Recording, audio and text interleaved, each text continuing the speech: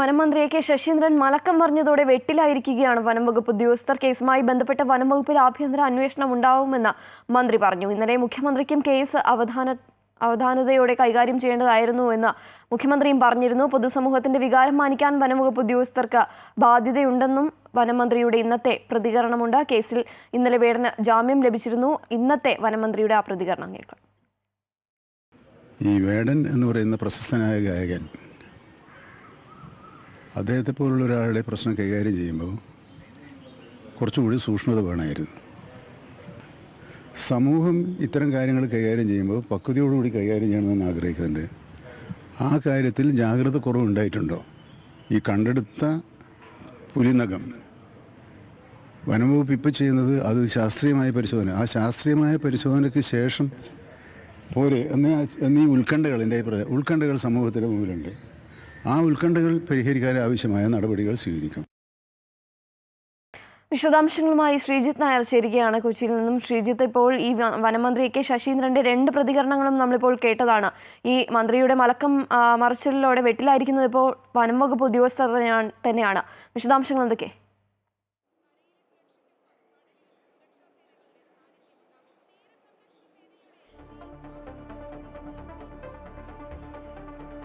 ശ്രീകാർത്തിക, 2 ദിവസത്തിനുള്ളിലാണ് മന്ത്രിയുടെ വാചകങ്ങൾക്ക് ഇത്ര വ്യത്യാസം വന്നിരിക്കുന്നത്. ഇന്നലെ കോടതിയിൽ Perumbavoor judicial first class magistrate കോടതിയിൽ നിന്ന് വേടന് ജാമ്യം ലഭിച്ചിരുന്നു. ഉപാധികളോടെയാണ് ജാമ്യം ലഭിച്ചത്. രാജ്യം വിട്ടു പോകരുത്, 7 ദിവസത്തിൽ പാസ്പോർട്ട് സമർപ്പിക്കണം, എല്ലാ വ്യാഴാഴ്ച ഉദ്യോഗസ്ഥർക്ക് മുമ്പിൽ ഹാജരാകണം എന്നുള്ള കാര്യങ്ങളൊക്കെ പറഞ്ഞാണ് ഇന്നലെ ജാമ്യം അനുവദിച്ചത്.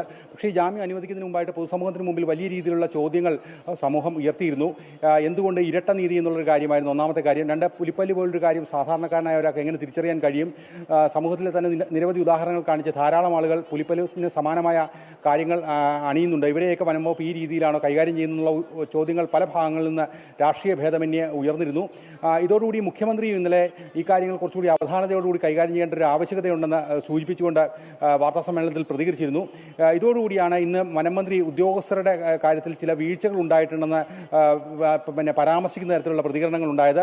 ഇക്കാര്യത്തിൽ അന്വേഷണം ഉണ്ടാകുമെന്ന് പറഞ്ഞിരിക്കുന്നു. കാരണം വനംവകുപ്പ് വനത്തെ സംരക്ഷിക്കുന്നതാണെങ്കിലും വനംവകുപ്പിന്റെ മുഖം കാടൻ മുഖമാകരുത് എന്നുള്ള കാര്യമാണ് ഇപ്പോൾ പറഞ്ഞിരിക്കുന്നത് വനംമന്ത്രി. പ്രത്യേകിച്ച് കഴിഞ്ഞ ദിവസങ്ങളെല്ലാം തന്നെ ചർച്ച ചെയ്യപ്പെട്ട വിഷയമാണ് മോഹൻലാലുമായി ബന്ധപ്പെട്ട ആനക്കൊമ്പ് വിഷയം. ആ ഘട്ടത്തിലൊന്നും തന്നെ ഈ രീതിയിലുള്ളൊരു ചോദ്യം ചെയ്യലോ തെളിവെടുപ്പോ ഉണ്ടായിട്ടില്ല. കാരണം ഈ ആരാണോ ആരോപിതരാകുന്നത് അവർക്ക് ഈ കാര്യങ്ങൾ തെളിയിക്കാനോ ലൈസൻസ് ഉണ്ടെന്ന് സ്ഥാപിക്കാനോ അല്ലെങ്കിൽ ഇതല്ല എന്ന് കാണാനോ ഒക്കെയുള്ള സമയം നൽകിയിരുന്നു.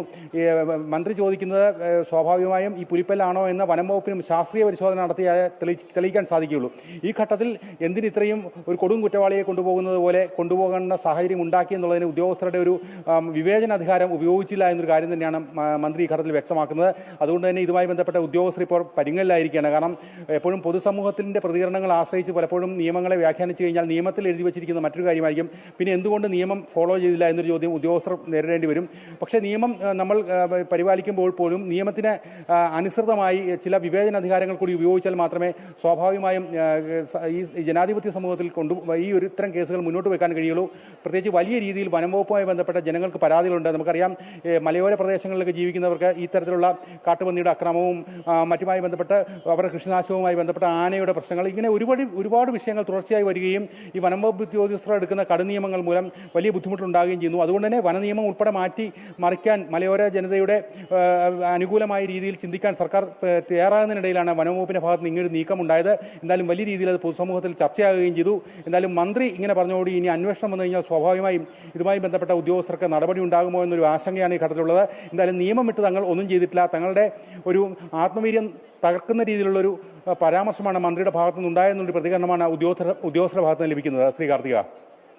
ശരി ശ്രീജിത്ത്, വ്യക്തമാണ്. ഏതായാലും മന്ത്രിയുടെ ഈ മലക്കം മറിച്ചിലൂടെ വനംവകുപ്പാണ് വെട്ടിലായിരിക്കുന്നത്. കേസുമായി ബന്ധപ്പെട്ട വനംവകുപ്പിൽ ആഭ്യന്തര അന്വേഷണം ഉണ്ടാവുമെന്നാണ് മന്ത്രി ഇപ്പോൾ പറഞ്ഞിരിക്കുന്നത്. അതോടൊപ്പം തന്നെ പൊതുസമൂഹത്തിന്റെ വികാരം മാനിക്കാൻ വനംവകുപ്പ് ഉദ്യോഗസ്ഥർക്ക് ബാധ്യതയുണ്ടെന്നും വനമന്ത്രിയുടെ ഇന്നത്തെ പ്രതികരണത്തിൽ പറയുന്നുണ്ട്. ശ്രീജിത്താണ് കൊച്ചിയിൽ നിന്നും കൂടുതൽ വിവരങ്ങൾ നൽകിയത്.